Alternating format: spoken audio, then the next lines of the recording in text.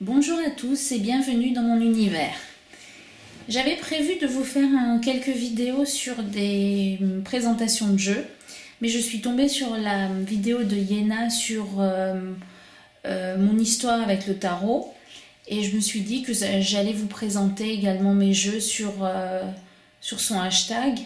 Et en plus, comme elle avait dit qu'elle allait faire un tour sur la chaîne, y mettre un petit coucou, et ben je l'ai fait, rien que pour ça. Non, je plaisante. Donc, je vais commencer par la première question. Donc, la première question, c'était si votre cheminement avec le tarot était un roman, quelle serait la couverture et pourquoi? Alors, si mon cheminement avec le tarot devait être représenté par une carte, je prendrais le Lightseers Tarot. C'est un tarot que j'aime beaucoup, qui est assez contemporain, avec de magnifiques couleurs, de magnifiques illustrations. Et la carte qui me représenterait le mieux dans mon cheminement, c'est la carte de la grande prêtresse. Alors pourquoi cette carte? Parce que quand j'ai découvert le tarot il y a 3 ans environ, j'ai commencé à faire des recherches, à me renseigner, à étudier les livres, les vidéos, les formations. J'ai tout cherché pour comprendre au mieux la situation et pour apprendre à tirer les cartes, à comprendre les cartes du tarot et je me suis ouverte à beaucoup de choses. Et vous verrez que sur cette carte, eh bien, il y a la grande prêtresse qui a les yeux fermés, mais on voit qu'elle les a ouverts derrière ses paupières. Et ça représente exactement mon évolution. J'ai ouvert les yeux sur un monde que je ne connaissais pas et j'ai appris plein de choses.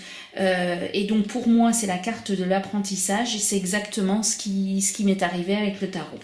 Donc pour la première question, la carte qui me représente, qui représenterait le mieux mon évolution dans le tarot, c'est la grande prêtresse. Deuxième question, alors c'est si vous pouviez mélanger 2 jeux pour créer votre deck ultime, lesquels seraient-ce?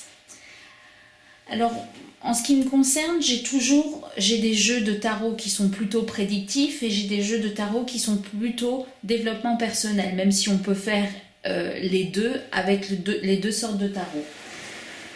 Mais en ce qui me concerne, j'utilise des tarots Rider en ce qui concerne plutôt le prédictif, comme le Dark Mansion Tarot. Donc ça aussi, c'est un tarot dont j'aime beaucoup les illustrations, mais qui suit très bien le Rider-Waite. Voilà. J'aime beaucoup la carte du 8 de bâton sur les nouvelles, sur la poste, bref. Et dans mes tarots plutôt développement personnel, j'ai le Shimmering Whale Tarot. Et donc ça, pour moi, c'est un tarot plutôt de développement personnel parce que ce sont des tableaux qui ont été faits par l'artiste. Et donc je me vois mal faire de la divination avec ce genre de jeu. Même s'il suit un peu le rider, on arrive à s'y retrouver, mais c'est quand même plutôt pour moi du développement personnel. Donc si j'avais un jeu à créer avec ce serait un jeu qui allierait le développement personnel avec de beaux tableaux et le prédictif avec le rider. Alors par exemple, la tempérance, on pourrait prendre l'image de la tempérance, donc pas le fond, mais l'image de la tempérance, et la mettre, peut-être juste les contours, l'intégrer dans l'image là. Voilà.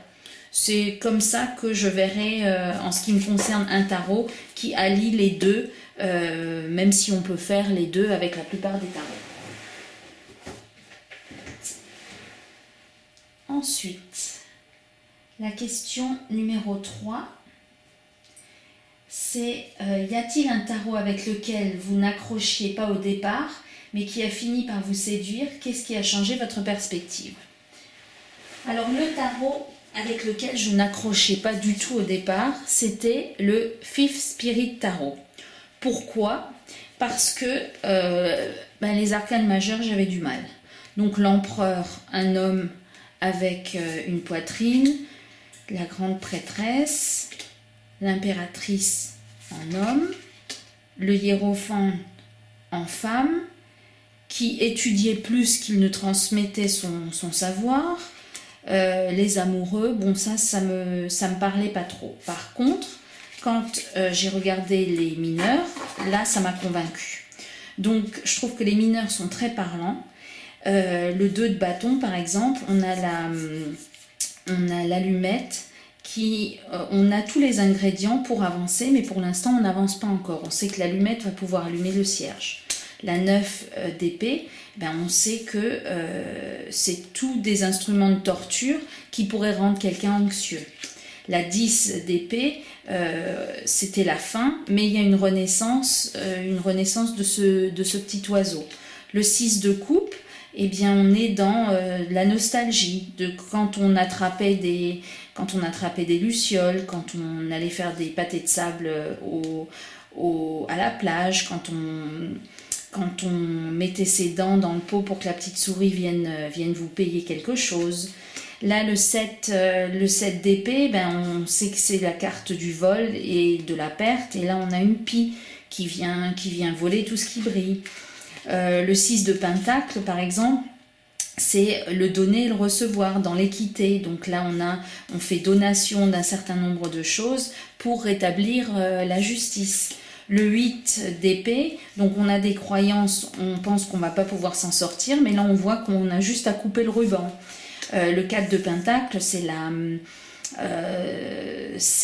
la stabilité, donc là on voit que la stabilité est enracinée. Le 8 de pentacle, on a tous les outils pour bien travailler. Le 9 de bâton, et j'en arrêterai là, et bien on sait que dès que la flamme va arriver au feu d'artifice, et bien ça va aller très vite, donc on a une idée de vitesse. Donc je trouve que ce tarot-là, eh bien, je trouve que les majeurs ne sont pas vraiment ma tasse de thé. Par contre, les mineurs, je les trouve très parlantes et c'est la raison pour laquelle j'ai changé d'avis sur ce tarot. Alors, la question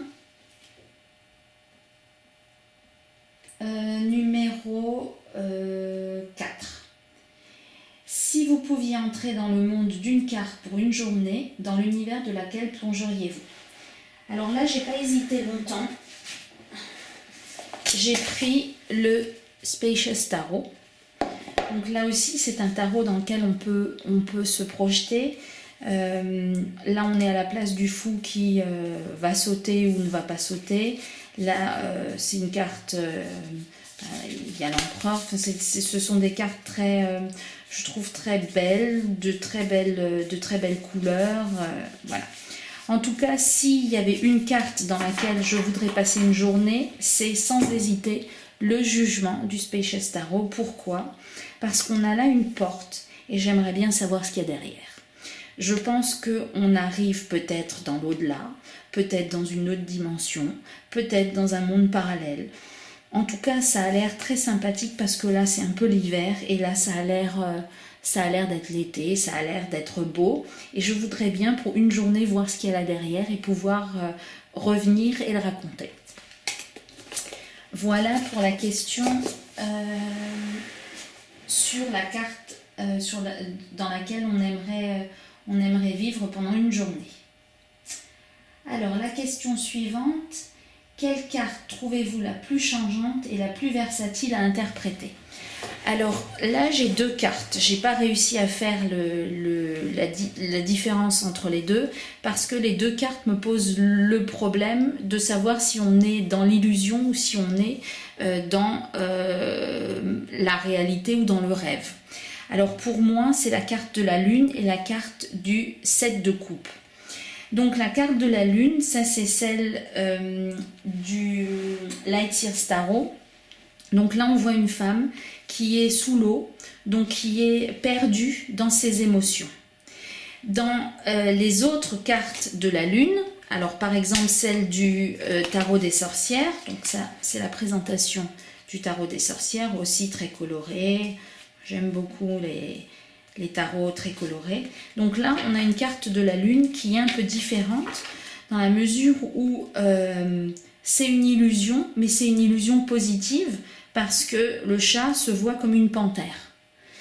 Et dans d'autres tarots, comme le... Alors, qu'est-ce que... alors, le Santa Muerte Tarot. Donc là aussi, alors celui-là, je l'ai acheté parce que j'adore ce fou, ce squelette qui sort de son cercueil avec sa valise et qui dit maintenant il y en a marre, je ne veux plus rester dans mon cercueil, je m'en vais. Et même si je suis mort, c'est pas grave. Le 4 d'épée où on ferme le cercueil pour se reposer, la tour qui bouleverse tout et on ne sait même pas dans quel sens la regarder, le 4 de pentacle avec une mariée qui a son mari ou je ne sais qui au bout des doigts, le 5 de coupe, l'ermite, voilà. En tout cas, c'est un tarot que j'aime beaucoup. Et dans ce tarot-là, il y a la carte de la lune et là on voit qu'il s'agit probablement d'une illusion, mais c'est une illusion négative, alors que dans le tarot des sorcières on avait une illusion positive. Donc j'ai toujours du mal avec cette carte de la lune parce que c'est jamais clair la façon dont on doit l'interpréter, mais je pense que la carte de la lune en elle-même n'est pas claire. Et je vous ai encore sorti une autre carte de la lune dans le Fontaine Tarot. Voilà. Donc là aussi, c'est un tarot assez particulier qui demande beaucoup de recherche pour réussir à... Enfin, beaucoup de recherche, non, il suit le rider, mais il faut quand même l'apprivoiser un petit peu. Et là, vous avez également la carte de la lune qui... là aussi, on ne sait pas trop comment l'interpréter et voilà, c'est la carte qui me pose le plus de difficultés avec la carte du 7 de coupe. Alors pourquoi le 7 de coupe? Parce qu'il y a des tarots dans lesquels le 7 de coupe est positif et il y a des tarots dans lesquels il est négatif. Dans le Meraki Tarot, donc voilà, une petite présentation du Meraki Tarot que j'aime beaucoup également. Dans ce tarot là on voit qu'il y a des coupes qui sont positives et des coupes qui sont négatives. Donc là on est un peu en train de faire un choix. Est-ce que c'est de l'illusion tout ce qu'on nous montre? Est-ce que c'est la réalité? Est-ce qu'on a vraiment le choix? Dans le Fontaine Tarot, on a le 7 de coupe. Alors là, on n'a pas de non, c'est pas le 7 de coupe. Dans le Fontaine Tarot, on a le 7 de coupe.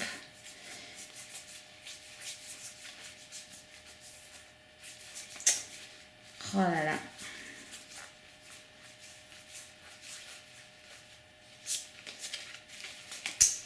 Je suis désolée, j'avais préparé mes petites cartes et je me suis trompée.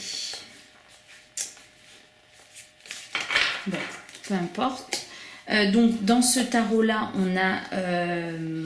on ne sait pas si c'est la réalité, si c'est l'illusion. Dans le Nat Tarot, donc je vous présente brièvement. On a le 7 de coupe et c'est une girafe qui est totalement embrouillée. Et donc là aussi on ne sait pas si on doit l'interpréter comme étant un rêve, étant une illusion. Voilà, c'est un peu... je trouve que ce sont des cartes comme la lune qui sont un peu complexes. Et là dans le Everyday Witch Tarot, donc là, on n'a que du positif. On a de la magie, on a des désirs, on a des rêves. Et c'est pour ça que le 7 de coupe me pose problème parce que est-ce qu'on parle d'illusion? Est-ce qu'on parle de rêve? Est-ce qu'on parle de choses qui sont embrouillées? Voilà, c'est un peu compliqué en ce qui me concerne. Donc voilà pour cette question-là. Ensuite, la question suivante.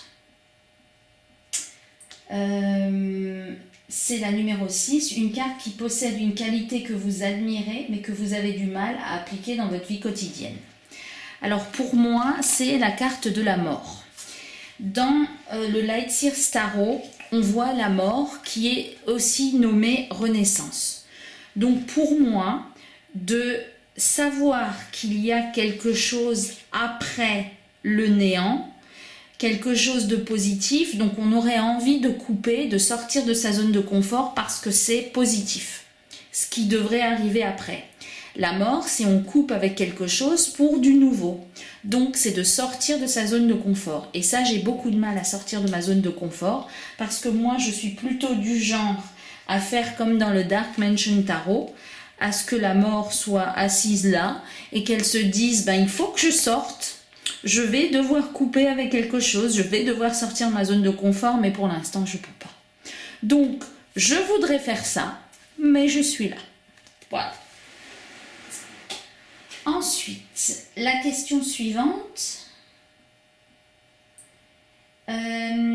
Si vous pouviez ajouter, donc c'est la question numéro 7, si vous pouviez ajouter un arcane majeur au tarot, quelle carte choisiriez-vous de créer?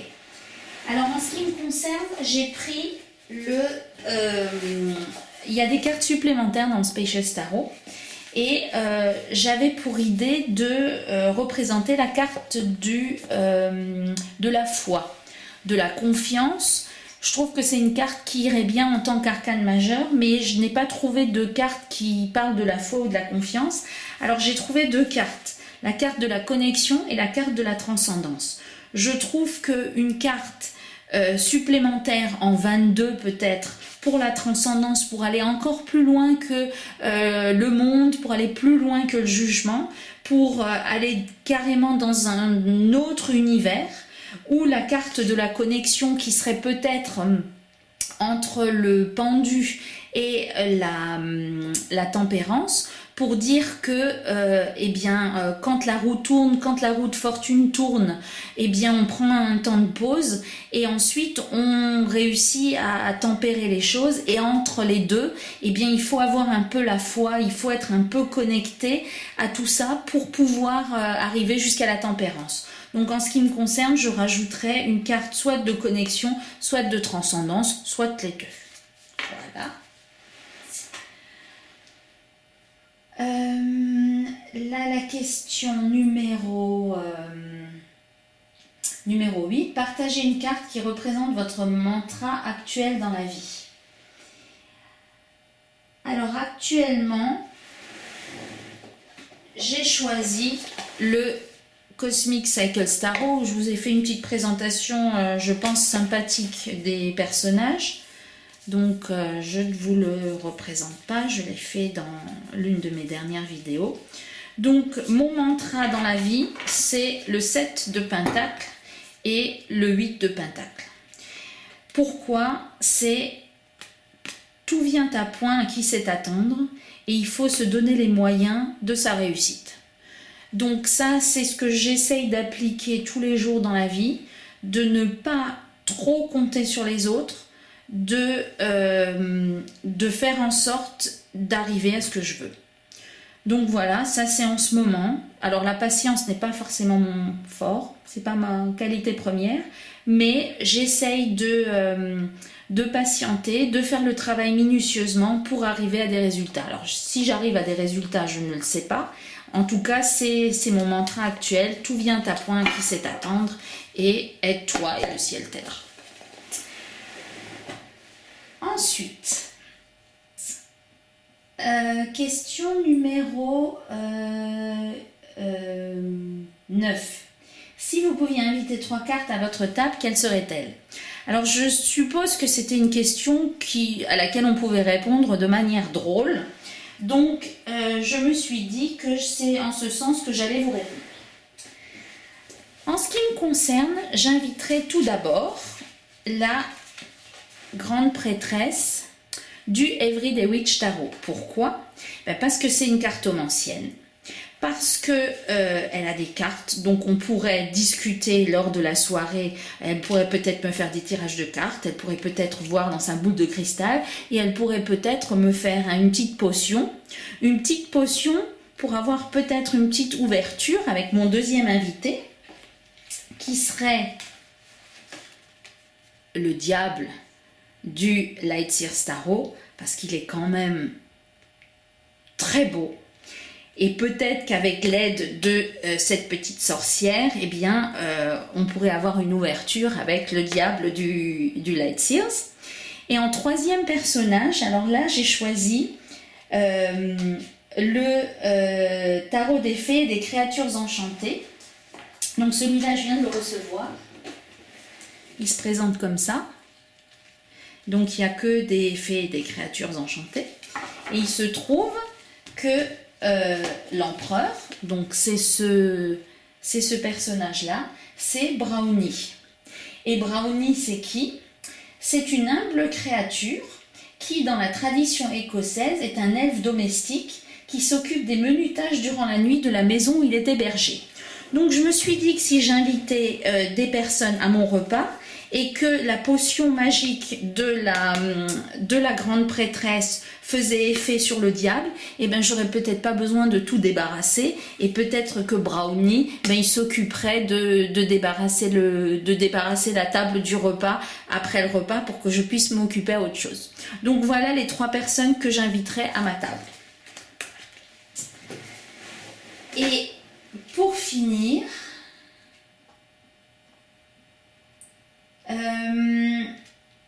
imaginez et donnez un conseil à la carte du tarot qui vous pose le plus de problèmes.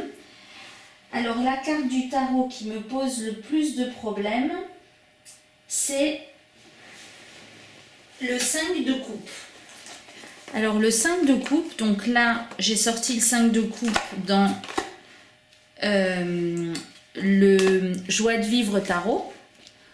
Donc là aussi j'aime beaucoup les illustrations.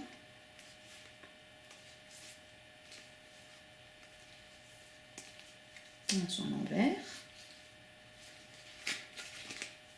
Voilà. Donc j'ai sorti le 5 de coupe dans ce tarot là, et j'ai sorti le 5 de coupe dans le Lightseers Tarot parce que c'est une carte de chagrin. C'est une carte que je n'aime pas tirer parce qu'on n'aime pas forcément ces cartes-là. Et si j'étais à côté de ces personnages, eh ben je leur dirais, à elle, je lui dirais, retourne-toi, arrête de regarder dans ce trou noir, ça t'amène que des idées noires, c'est la raison pour laquelle tu es malheureuse. Regarde derrière toi, il y a un trésor. Et à elle, je lui dirais, continue d'avancer parce que dans le futur, il y a de belles choses qui vont t'arriver. Arrête de regarder dans le passé, arrête d'être malheureuse et avance. Donc voilà, j'espère que ça vous aura plu. Voilà ma vision du tarot, et je vous dis à bientôt.